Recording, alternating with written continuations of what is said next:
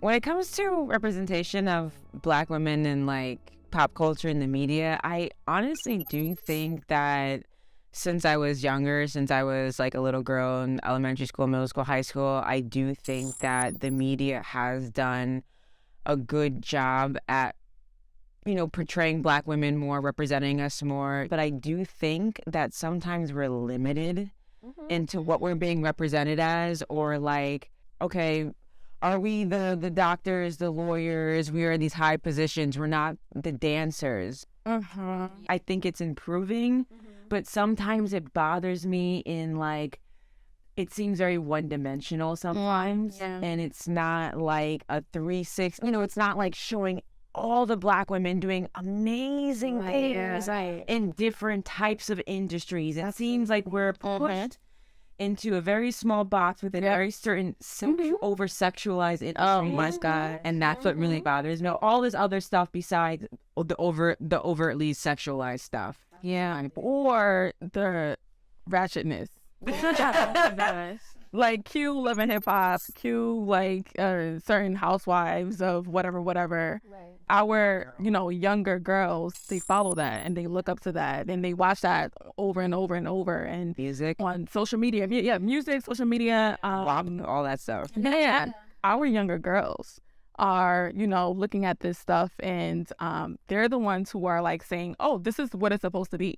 Or this is how I should act to get to where I want to be. Yep. This is how I'm supposed to present myself to get like these few women here. Story time. I was in high school. I want to say it was anywhere between 9th or maybe 10th grade, like mid-high school. And we were having like a celebrity lookalike thing. And I remember going on Google, typing in celebrities that I can possibly look like. And I remember feeling so limited. Yeah. Because first I typed in Black celebrities. People will start to show up. But the people that start to show up would be on a different skin tone than me. So then I typed in, okay, dark skin, Black celebrity woman. Yeah. First of all, let's take a step back. I typed in dark skinned Black woman, and as you said, with the whole over sexualized note, you would not believe what popped up on my screen. Porn. I poured 10 straight eyes was like, Speech after porn. I was like, oh my gosh, delete. Like, I didn't know what, I was like, whoa, what's going on? I'm like, okay, celebrities. Typed in the whole thing. Dark skinned Black women, celebrities. I got a list of like maybe 3. Yep. I got Kelly Rowland. I don't remember her name, but the woman from the Steve Urkel show, like, what was that show called? Laura? Matters, yes, Laura. And I found myself having to pick between those 3 and not feeling like neither of them really represented me or someone that I can possibly, you know, look like or do. And I ended up going with Laura because I was like, well, she kind of just wears regular clothes and she's just a, you know, dark-skinned Black girl. And, you know, she has a big smile. I'll just smile and, you know. I remember in that moment feeling kind of like unseen. But I definitely feel like as far as representation in media altogether, there has been a change. I know for a fact that there's little girls that can absolutely think of people now Peter. that they can fall. Yes, that they anything to do when you're talking. And which you or like a Viola Davis and people like that they can be proud of being similar to. And I remember growing up and I didn't have that. Especially as a dark-skinned woman, I did not have that. Of course, I had a sense of like proudness when I saw Black people in general on TV. Like, I know it was heavy in the 90s with like Living Single, A Different World. And then there was like this weird space where like it wasn't there. Yeah. Like it wasn't there at all. And this was around the time when I was like in middle school and high school. And this is like prominent times in like a person's life in general. This is when you're starting to build your identity and figure out who you are. And how do I look and see what I'm interested in or what I'm not, or what I'm excited about or what I'm not, if there's no representation at all? It's difficult as a Black woman to show up as is in corporate America.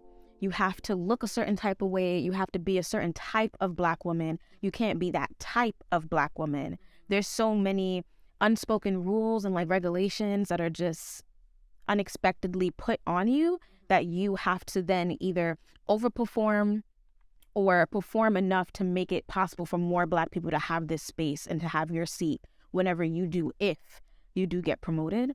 So all those like unnecessary pressures and expectations, it does not allow me to show up as is. I have to think about things that a lot of other women within corporate America don't have to think about, like my hair. What does my hair look like?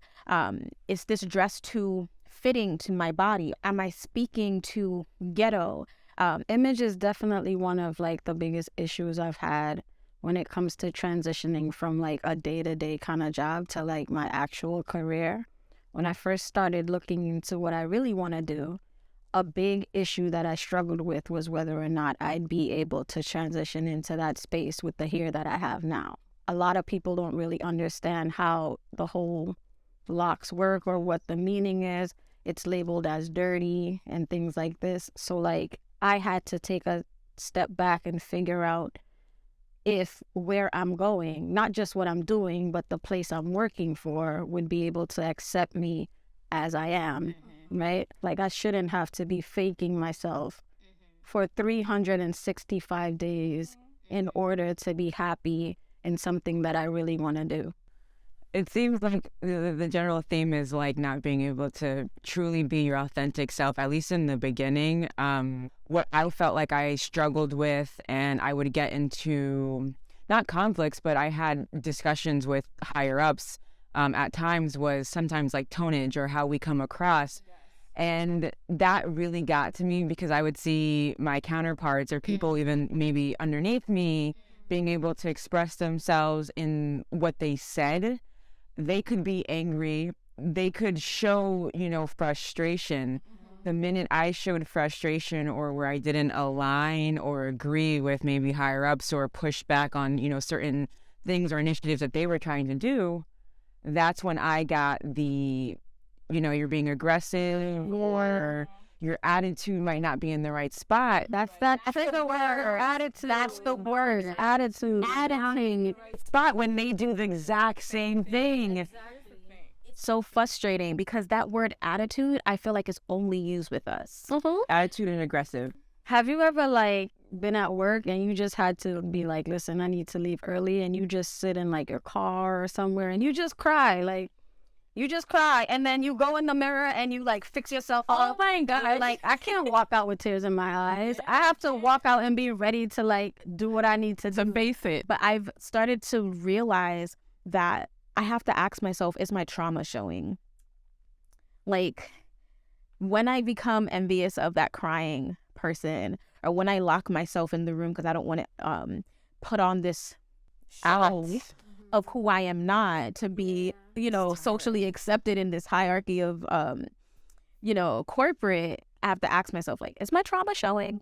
Is this a trauma response? Am I okay? Yeah. Because those mirror conversations that you were saying, the amount that I've had, like I go in the mirror, I give myself a pep talk, fix myself up and act like nothing's happened. Do any survey rap in the mirror? They're gonna do this. It's like, you are a bad bitch.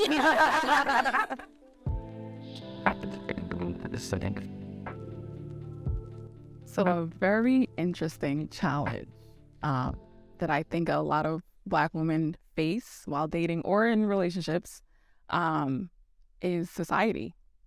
It's, not in, in your relationship. It shouldn't be in your relationship as, society. But I think that a lot of Black women, these days have a huge challenge in, kind of satisfying society versus satisfying their relationship. I mean, kind of, yeah, because there's been this kind of like uprising on social media of like Black love and what it's supposed to look like, and the Black couples getting married and they're taking vacations and they have beautiful children that dress the same, and you're just like, I want that. Like, what do you really want in your relationship? Do you want that image or do you want love? The image of Black love or the image of just love in general? Do you guys image only within inside your race? Do you inside your race? Like, right. The image of Black love, I think it's scrutinized more than the image of love in general. Kind of like it's under a microscope. Yeah, because it's so like, because we want don't see it often. Black love to win. Mm-hmm. It's just like, at sometimes I feel like there's pressure, to date inside your race, or if you date outside of your race, then there's no freedom. There's no freedom. Or like to explore. our black brothers have the free range without people questioning. Well, people question, but maybe not scrutinizing when a black woman does it. And I've dated outside my race, a lot, and some of the comments, that I would get, and it's not that I find black men extremely attractive and things like that. Maybe those connections didn't work for me in those moments or those times, but I feel like sometimes, like, if you're not in black love, or as like you don't have a black partner or things like that, then you might be looked at differently and the conversation might change. For me, the most difficult challenge is being loved, and being loved without trauma, without suffering, without pain, without disrespect, being loved, like, fully and wholeheartedly and genuinely.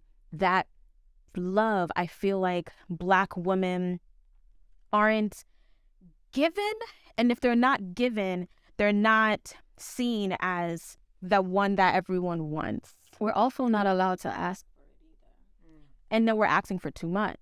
So when we do ask for that type of love, they're like, oh, so you want a man that makes money, but then that also does this for you, but does that. And it's like, well, actually, we could have all those things because we deserve all those things. Exactly. But it's like when we are asking for, or we're looking for it, our standards are too high. But this is the thing, though. Is it the person we're asking? Like, I'm saying, like, it's more like we're not the ones. So, like, I always see it kind of as almost as if, like, we're not allowed to have that wholehearted, genuine love. We have to be there while someone is down, and we have to kind of always be that rock when maybe we want to be the ones that's showered with love and given all that we give to others. So here's my thing. As far as like the love and, feeling that love, I've personally felt that. And it's a great thing. It's grand. And I would rather to give energy to that. I would rather to also uplift the brothers who are also saying exactly. And so I guess, like, we're kind of all saying the same thing, but like in different ways. So like that type of love is that beautiful, magical love that like we all want. But I feel like the challenge that black women face is that pool of those amazing men is so small compared to like I don't think it's small. I think it's small. It says a lot that, like, we have similar experiences about how men treat us. That's not the way we want to be treated, because it's not like we're making this up. Like, it's not like we're all just like, like, dogging out men, men ain't shit. And you're just like off of assumption. This is off of personal experience. So, like, I feel absolutely there is love there that you can get that's similar to yours and that is similar to yours. But based on past experiences, it's just kind of like, is that there for everybody? Or like you said, why do I have to go through all of this to find that? So I just want to make it very clear. We love our black men. Do you guys agree? Yes. Oh, yes. Of course. We love our black men. And I want to talk about having to be a strong person in love. I've always felt like I needed to just be like this strong person. Like nothing should bother me. And I think a part of that is because I haven't experienced any kind of genuine love. Like I've experienced genuine lust. I've experienced super crushes, but I haven't experienced the idea of the freedom to be in love and to be loved, because that my heart. Are you crying? I just felt that, so I was just like, no, that I understand what you're talking about.